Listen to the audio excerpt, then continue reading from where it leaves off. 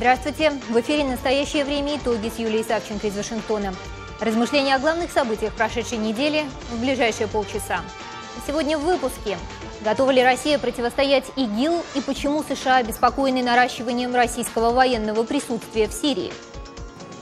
Молдова. Почему проевропейские протестующие требуют отставки проевропейского правительства? И с какими козырями Александр Лукашенко подходит к грядущим президентским выборам? Все это в ближайшие полчаса. В программе «Настоящее время. Итоги» специальный гость нашей студии сегодня политолог, профессор Института исследований проблем мира в Осло Павел Баев.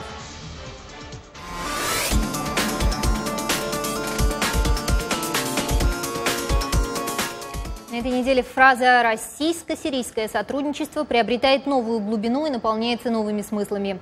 Западная и российская пресса пестреют заголовками о расширении военного присутствия России в Сирии. Объемы этого расширения пока не совсем ясны, однако становится известно о том, что 8 сентября неподалеку от сирийского порта Тартус начались учения российского военно-морского флота. НАТО и США выражают обеспокоенность не по поводу учений, по поводу ситуации в целом.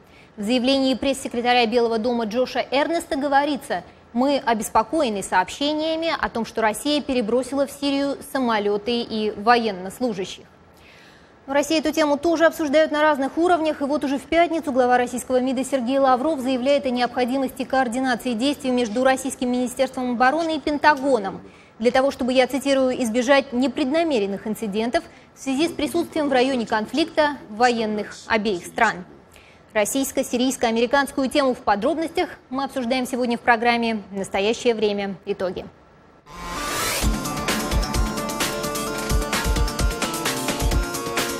Политолог Павел Баев у нас сегодня в гостях. Павел, я вас приветствую. Говорим о России, Сирии, Америке и всех вещах с этим связанным. Мой первый вопрос. Я хочу начать несколько с такой перевернутой хронологии и обратиться к заявлению Сергея Лаврова, которое сейчас мы цитировали. И в связи с этим заявлением у меня возникает два вопроса. Во-первых, в принципе, можно ли себе представить сотрудничество Пентагона и Министерства обороны российского в регионе, учитывая то, какую обеспокоенность в последнюю неделю на Западе выражали вот этим нарастающим военным присутствием России в регионе? И второй вопрос, вообще о чем говорил Лавров, говоря об инцидентах, как он это назвал, о каких-то непредвиденных инцидентах? Я думаю, что представить себе, конечно, можно все, но реальное сотрудничество российских военных и американских военных в Сирии – это очень большой полет воображения, потому что для американцев, конечно, главная установка российской политики на то, что президент Асад должен оставаться главной частью решения, для них это главная часть проблемы. И преодолеть это противоречие никаким сотрудничеством между военными невозможно.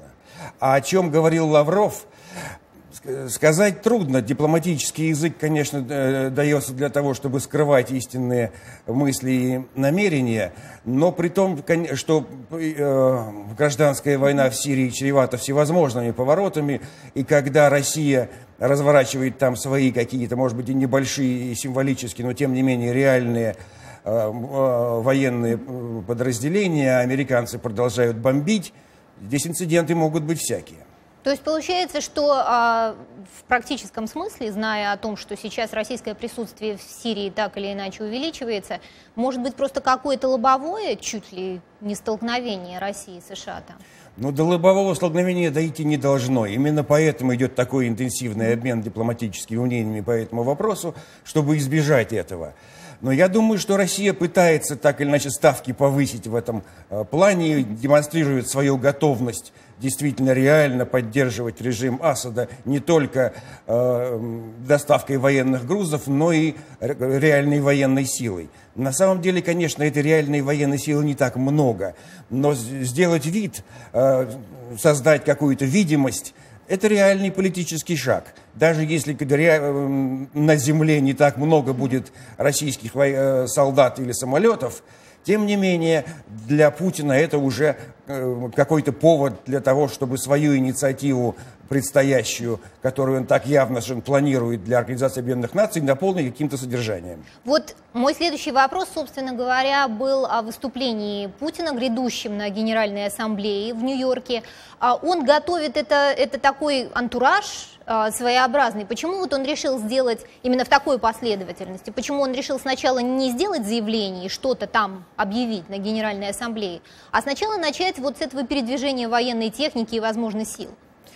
Я думаю, что идет подготовка для того, чтобы эта инициатива действительно прозвучала. Ему бы очень не хотелось исполнять в ООН роль, похожую, я не знаю, на Ахмадинеджада или Чавеса, которые там дают широковещательные заявления. Поэтому прошла заранее информация о содержании инициативы, и проходят жесты, и какие-то действия, указывающие на то, что это реальная инициатива, а не просто слова, что за ним скрываются какие-то намерения и возможности.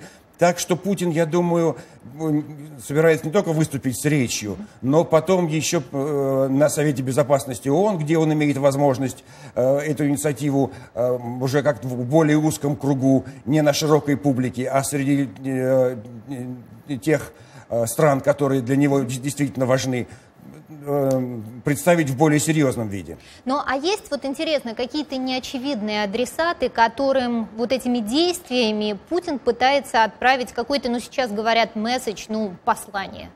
Адресатов, конечно, много, и я думаю, что, скажем, среди них практически нет российского общественного мнения. Это другая игра идет совершенно, но я думаю, не случайно то, что этот шум поднялся сразу после возвращения Путина из Пекина, где он присутствовал на военном параде, и где для него стало совершенно ясно, что стратегическое партнерство с Китаем, в общем, столкнулось с проблемами.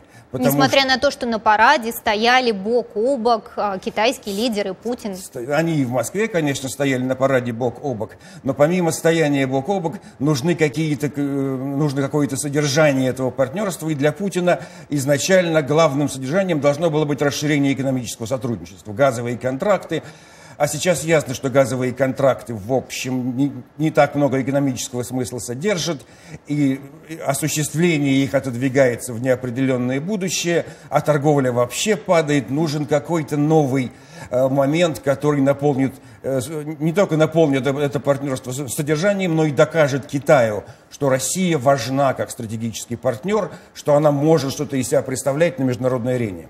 Ну вот я хотела бы здесь поговорить об исламском движении, исламском государстве, которое, собственно говоря, лейтмотив борьбы с которым, он хоть и не явный или не совсем явно присутствует вот во всех этих российских сообщениях о том, почему, собственно говоря, осуществляется эта переброска техники, военных в Сирию. И вот у меня два вопроса в связи с этим вытекает. Во-первых, на этой неделе председатель Объединенного комитета начальников штабов ВС США генерал Демпси в Берлине заявил, что борьба с ИГИЛ коалиции фактически оказалась в тактическом тупике. На этом фоне западной коалиции вообще имело бы смысл рассмотреть Россию как возможного перспективного какого-то партнера в этой борьбе с ИГИЛ? Ну вот какая-то новая кровь, новое дыхание. То, что борьба с ИГИЛ зашла в тупик, в общем, ситуация достаточно очевидная. Здесь не требуется заявления генералов, чтобы это видеть. И я думаю, что путинская инициатива в какой-то степени нацелена на то, чтобы использовать эту ситуацию тупика, в которой зашла политика не только Соединенных Штатов, конечно, но и Турции, и арабских стран. Точно так же, как в тупике была эта политика 2 года назад, когда путинская инициатива по Сирии оказалась настолько успешной. Ему бы очень хотелось повторить какой-то такой тактический успех. И вот она, ситуация тупика, и Россия, казалось бы, может что-то предложить. На самом деле она, конечно, не так много может что предложить, и реальным содержанием этого предложения является не участие российских военнослужащих или там самолетов в ударах по ИГИЛ, а то, чтобы прекратилось давление на режим Асада, чтобы он был признан частью решения проблемы, законным правительством Сирии, и это сразу изменит содержание этой гражданской войны, но я не думаю, что эта инициатива хоть сколько-нибудь приемлема для Турции, для арабских стран, для Америки. И все встречи, которые Путин проводил на высшем уровне в течение этого лета, я думаю, именно к этому и сводились. То есть мантра «Асад должен уйти», она не сойдет с уст западных лидеров? Я думаю, слишком много всего вложено уже было в это политическое, в эту установку, чтобы от нее было можно легко отказаться. Ну, а вот если целью Путина действительно является какая-то борьба с ИГИЛ, да, насколько это может стать опасным каким-то, насколько это может навлечь опасность на Россию? Я не думаю, по большому счету, что целью Путина является борьба с ИГИЛ. Я думаю, что целью Путина является выход из международной изоляции, доказательство того, что Россия является серьезным игроком. ИГИЛ скорее средство, чем реальная цель. Создать коалицию, в которой ИГИЛ будет вроде как объединяющим моментом. А то, что ИГИЛ является реально проблемой для России, и действительно с Северного Кавказа идет поток боевиков туда, который так или иначе будет возвращаться, мне кажется, что этой проблеме внимания как раз уделяется недостаточно, потому что, по большому счету, на Северном Кавказе все выглядит достаточно пристойно, что особых вспышек напряженности не отмечается, и Россия всерьез эту проблему не принимает, скорее она представляет ее как повод для того, чтобы свое вмешательство в Сирии обосновать. Ну вот говорят, еще есть такие оценки, что за эскалацией в Сирии может последовать деэскалация на Донбассе. Как может, да. Здесь, конечно, плюсом российской политики является то, насколько хорошо все эти увязки действуют, насколько в американской политике и политике Европы, как правило, все это идет по различным направлениям, различным департаментам. Россия готова все увязывать воедино. И действительно, на Украине конфликт потихонечку, слава богу, затихает.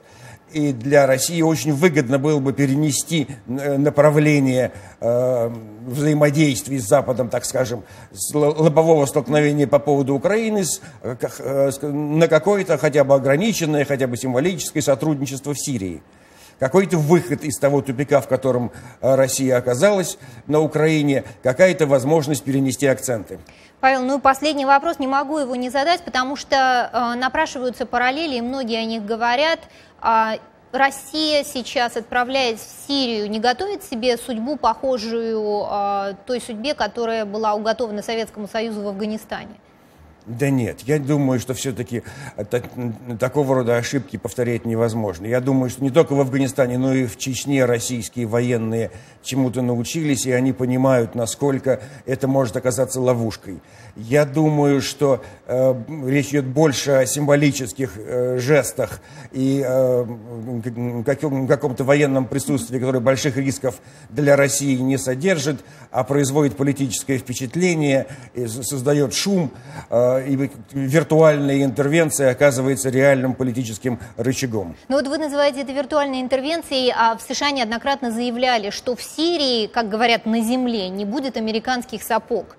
То есть это такая вот, в общем, метафора для того, чтобы сказать, что солдаты туда отправляться не будут.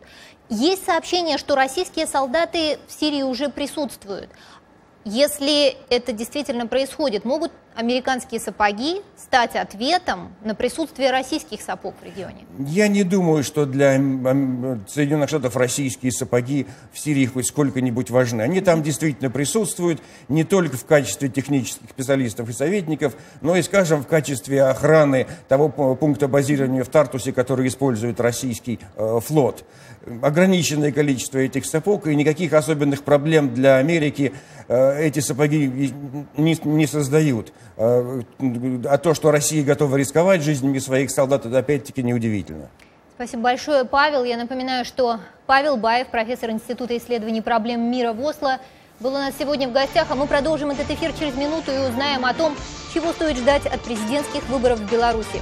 Это «Настоящее время. Итоги». Юлия Савченко из Вашингтона. 11 октября в Беларуси пройдут президентские выборы. К ним бессменный, вот уже на протяжении 21 года президент страны Александр Лукашенко подходит в хорошей форме. Отношения президента, в какой-то момент называвшегося последним диктатором Европы и ставшего невыездным на Запад, с западными коллегами наладились после его посредничества в переговорах об урегулировании ситуации на востоке Украины. Сегодня Лукашенко опять рукопожатен для европейцев, имеет лишь 3 соперников по президентской гонке И согласно опросу, проведенному в июне Белорусским независимым институтом социоэкономических и политических исследований, лидирует с большим отрывом. У действующего главы государства более 38% голосов. У лидера либеральных демократов Сергея Гайдукевича 5,4%, у Татьяны Короткевич 2,2% и у Николая Улаховича, представляющего патриотическую партию, всего 0,5%. Еще один любопытный момент предвыборных исследований – это динамика изменений в рейтинге президента Лукашенко.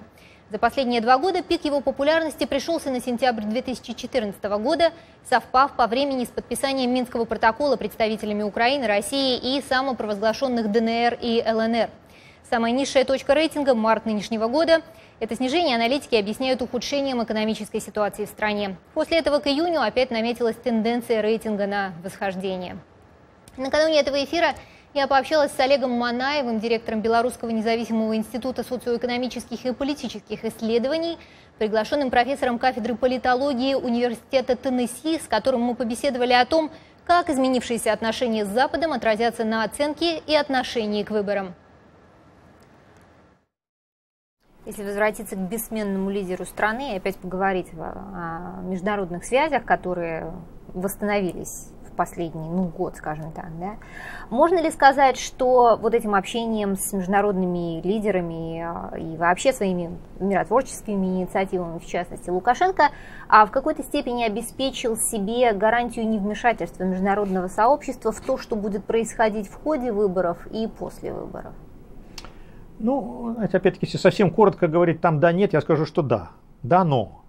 Ну, а давайте посмотрим, Юлия, а какое такое особое вмешательство было в 2010 году, в 2006 году, в 2001 году? Со стороны Запада международной общественности какое? Да. Ну, вот ОБСЕ констатировала, предположим, тот факт, что выборы не были честными, справедливыми, транспарентными и так далее. Ну, основываясь, даже если вот этот тренд продолжится, нынешний, последнего, так сказать, там, года, последних несколько месяцев, что Запад все-таки более лояльно относится к Лукашенко, пытается как-то, так сказать, мосты наводить и так далее. Если тренд продолжить и ничего такого не случится, никакого нового 19 декабря, то есть 11 октября, если никаких там провокаций, ничего не будет, ожидать, что, вы знаете, полный будет recognition, то есть полное признание, и что наблюдатели именно ОБСЕ, а не СНГшные, скажут вообще все, так сказать, без сучка и задоринки, я думаю, что нет. Мне кажется, я не настаиваю на своем, так сказать, предвидении, но мне кажется, будет так. Скорее всего, будет зафиксирован определенный прогресс по сравнению с тем, что было в 2010, 2006, в 2001 годах. В оценке международных. В оценке международной, да, итогов. Вот. Но чтобы сказали, что все претензии сняли, все было прозрачно, то есть free and fair elections, я думаю, что вряд ли. Я думаю, что вряд ли по той простой причине, что реальных подвижек внутри страны в политическом процессе, в том числе вот в той кампании президентской, которая де-факто стартовала уже где-то вот с начала лета, ну, в общем-то, нет. Работают самые разные силы в Беларуси, не будем сейчас конкретизировать. Спецслужбы, не служат, это вопрос второй. Вот, которые заинтересованы в своих каких-то итогах.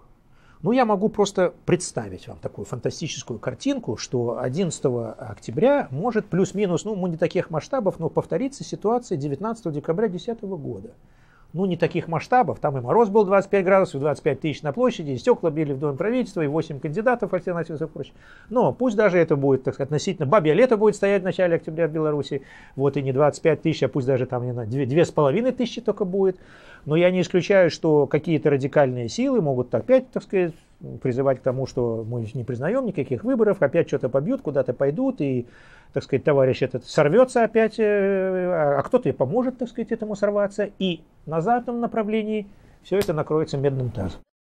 Мнение Олега Манаева в программе «Настоящее время. Итоги». Мы будем продолжать следить за развитием ситуации в Беларуси в преддверии президентских выборов. А дальше в нашем эфире узнаем, почему проевропейские протестующие требуют отставки проевропейского правительства в Молдове.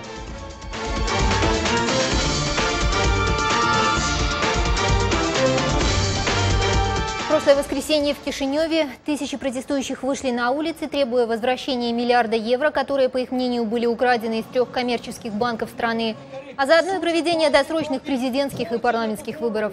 Многотысячный митинг разошелся, но на площади Великого национального собрания в центре столицы остался палаточный городок, съемки которого в режиме реального времени ведутся веб-камерой. Из Кишинева к нам на прямую связь сейчас выходит журналист Дарин Скабиале. Дарин, приветствую вас. Поступает информация, что палаточный городок сейчас увеличился и перешел На новый уровень самоорганизации появился свой мэр, парикмахерская, дворники, а также есть сведения, что воины-афганцы присоединились к акции и обеспечивают порядок.